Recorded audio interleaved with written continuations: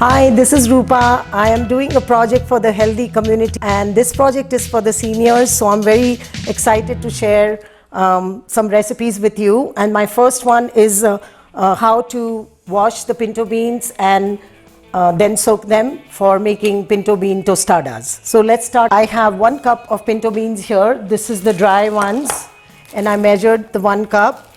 It's in a bowl, and the way we do it is we first try to clean the beans with your hands, using your hands, and making sure that you rub them thoroughly so the water gets clear. It's always a good idea to wash the beans. And then we are going to drain this water and then do it at least 2 to 3 times. So that's how it goes. And I drain the water.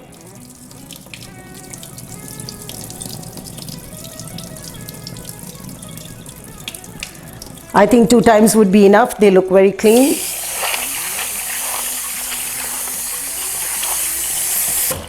So the reason we do this process is because we don't want to use that unclear water to soak them. So we drain that water first. Then I have pre-measured 3 cups of water here, and I soak these beans for about 6 to 8 hours. The reason we soak the beans is that it gets tender before we start the cooking process. Now I am going to show you the process of how to cook the beans after we have soaked the pinto beans. 6 hours is recommended. The reason we soak the beans is because they are good for digestion and it makes the cooking process very fast. So that's one of the reasons that we use these soaked ones. But if you don't have time to go through this process, you can use a can of beans and follow my recipe to prepare the seasoning, and then that makes it very delicious because I add the onions and all of the stuff. So there are 2 methods of cooking the beans. One is using a crock pot, and when you use the crock pot, it takes about 6 to 7 hours to cook the beans. And if you're using an Instapot, it takes 35 minutes. The water which we use for soaking, it's important that you use the same water because that water retains the protein and it also has the flavor of that bean in it.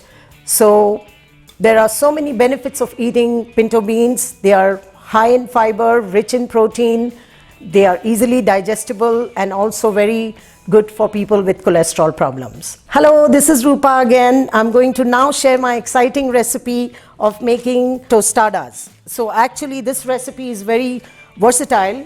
We have our pinto beans that we prepared, and they are, as you see, they are very dry.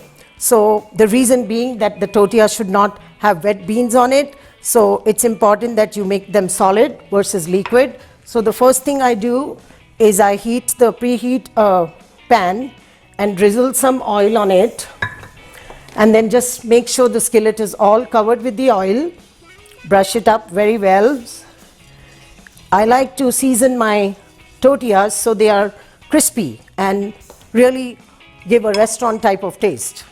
So let's do that. So I'm going to cook the corn tortillas first, bring it on high heat, and then toast it a little bit on both the sides, just like you cook bread, you know. You toast your bread and it gives a nice taste. So I'm going to do that for both of them.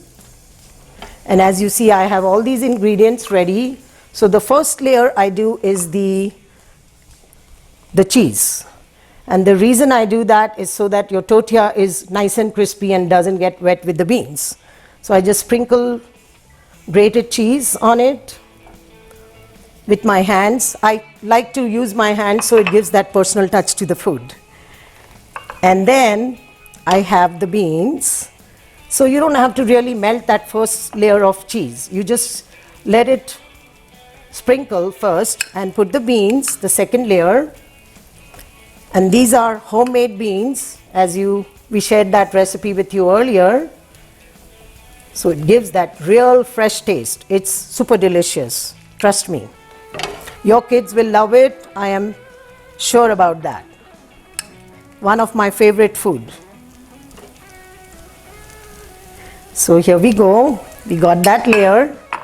And then now the next layer is our salsa. I have prepared this salsa at home. I make this from cherry tomatoes or Roma tomatoes or wine ripe tomatoes. any kind of tomatoes can be used, and this salsa can also be frozen. So if you don't have time to prepare and you have extra tomatoes, you make a salsa and freeze it. For at least a month you can do that. So we got the salsa here now. Then now we have the green onions, the spring onions, the chopped green onions. I like to use my hands again because it gives that personal touch to the recipe. Then I use the cheese again and I put it on medium heat. See how pretty it looks? I think it looks yummy. Everybody would love them. And they are not very spicy. All ages can eat that. So what I do is I season the tostadas first, make sure that they are all seasoned and ready to go once the cooking process is done. I cover it so that the cheese melts and give it a few minutes and they're ready to serve.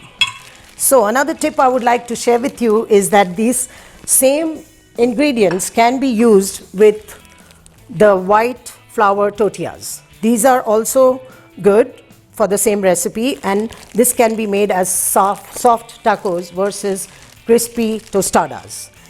And again, the benefit of the corn ones is that the corn tortillas are easily digestible versus the white flour. They are healthier and also good for lowering cholesterol and for diabetic patients. This particular one tortilla has 19 grams of carbs, so if you use 2 tostadas for a dinner with a salad, you're eating a very healthy meal. I personally love this recipe and I'm so happy to share this with everyone. So here's my tostadas. They are ready to be served.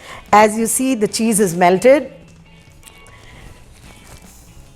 I hope you enjoy my recipe. I can't wait for you to try this recipe and have tostadas with your grandkids. Thank you for watching my video.